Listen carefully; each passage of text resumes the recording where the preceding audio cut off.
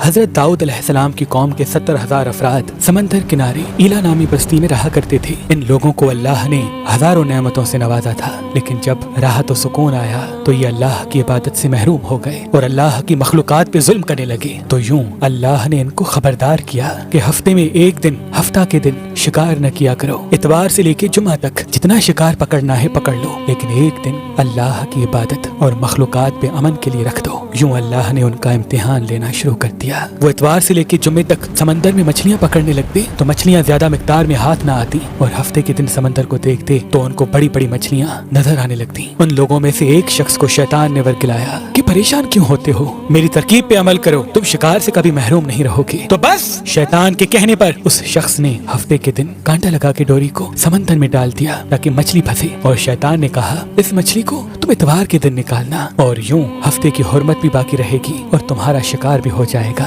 بس شیطان کی بتائی ہوئی ترکیب پہ ہفتے کے دن مچھلی پھنسی رہی اور وہ اتوار کے دن نکالتا اور خوشی سے کھاتا۔ جب آس پاس کے لوگوں نے پوچھا تو ان کو بھی یہ ترکیب بتانے لگا، اور یوں اس قوم کے کچھ لوگ ہفتے کے دن مچھلی پکڑنے کے لیے جال پھینکتے اور اتوار کے دن نکالتے، اور کچھ نے تو اس سمندر میں سے نالیاں بنا کے چھوٹے چھوٹے تالاب بنا دیے، کھٹے بنا دیے، تاکہ ہفتے کے دن جیسے ہی مچھلیاں یہاں سے گزریں تو ان تالاب میں پھنس جائیں اور ہم اتوار کو ان مچھلیوں کو نکال کے پکا کے کھائیں گے۔ اس گاؤں میں کچھ اللہ کے خاص بندے بھی موجود تھے جو کہنے لگے اے لوگو، اللہ نے ہفتے کے دن شکار کرنے سے منع کی ہے، یہ جو تم جال پھینکتے ہو یا چھوٹے چھوٹے تالاب بناتے ہو، ان میں ہفتے کے دن اگر مچھلی پھنستی ہے تو یہ شکار ہفتے کے دن کا ہوگا۔ اللہ کے عذاب سے ڈرو، اللہ کی نافرمانی نہ کرو۔ وہ لوگ ان لوگوں کا مذاق اڑانے لگے کہ ہماری جو مرضی ہوگی ہم وہ کریں گے۔ اب ان بستی میں 3 گروہ بن گئے۔ ایک ان 70,000 میں وہ لوگ تھے جو ان نافرمان لوگوں کی بار بار اصلاح کرتے، دوسرے وہ جو ان لوگوں سے نفرت کرتے اور خاموشی اختیار کیے ہوئے تھے، اور تیسرے وہ جو گمراہ ہو کر اللہ کی نافرمانی کر رہے تھے۔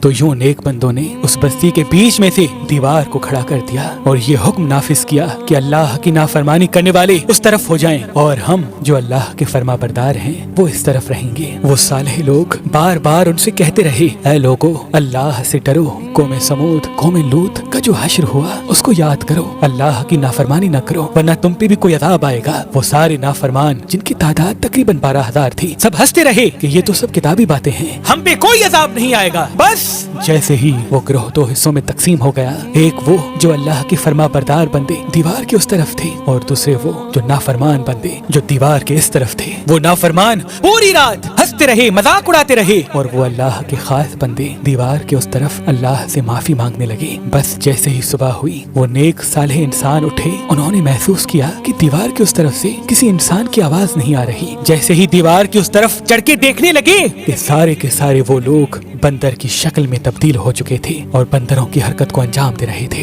وہ جو صالح لوگ دیوار سے ان بندروں کو دیکھنے لگے، ان صالح لوگوں میں سے جو ان کے رشتہ دار تھے، انہوں نے ان بندروں کے کپڑوں سے اپنے رشتہ داروں کو پہچانا اور چیخ کے رونے لگے، اللہ سے معافی مانگنے لگے۔ لیکن اللہ کا عذاب جب آتا ہے تو وہ ہو کے رہتا ہے۔ وہ 12,000 لوگ جو بندر بن چکے تھے کچھ بھی کھا پی نہیں سک رہے تھے، اور یوں 3 دن بعد وہ اس عذاب میں آ کر فنار ہو گئے۔